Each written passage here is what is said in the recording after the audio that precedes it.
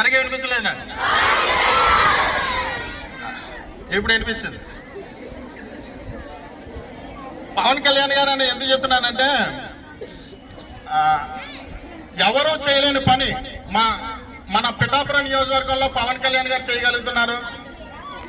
దాని ఉదాహరణ నేను ఒకటి చెప్పదలుచుకున్నాను. మన నియోజకవర్గంలో 42 మందిని అనాథ పిల్లలను గుర్తించడం జరిగింది పవన్ కళ్యాణ్ గారు. వారికి ఏ ఎమ్మెల్యేకి రాని ఆలోచన ఆయనకి రావడం జరిగింది. ఈ 42 మందికి కూడా తన జీతం నుంచి 2,10,000 వస్తుంటే, నాకు ఈ జీతం వద్దు, నాకు అనాథ పిల్లలు వాళ్ళ భవిష్యత్తు ముఖ్యం అనే ఉద్దేశంతో ప్రతి నెల కూడా ఆయన జీతాన్ని నుంచి ఒక్కొక్క పిల్లలకి 5,000 చొప్పున ఇవ్వడం జరుగుతుంది.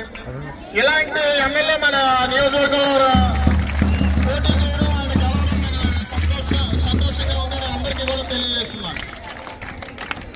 ఇలాంటి ఎమ్మెల్యే మనం భవిష్యత్తులో కూడా గెలిపించుకున్నట్లయితే ఇప్పటి వరకు 308 కోట్లతో అభివృద్ధి చేయడం జరిగింది. భవిష్యత్తులో 4 సంవత్సరాలు ఉంది. రానున్న 4 సంవత్సరాల్లో కూడా ఎవరు ఏ ముఖ్యమంత్రి కూడా చేయలేని అభివృద్ధి మన పవన్ కళ్యాణ్ గారు చేస్తారని సభాముఖంగా తెలియజేసుకుంటూ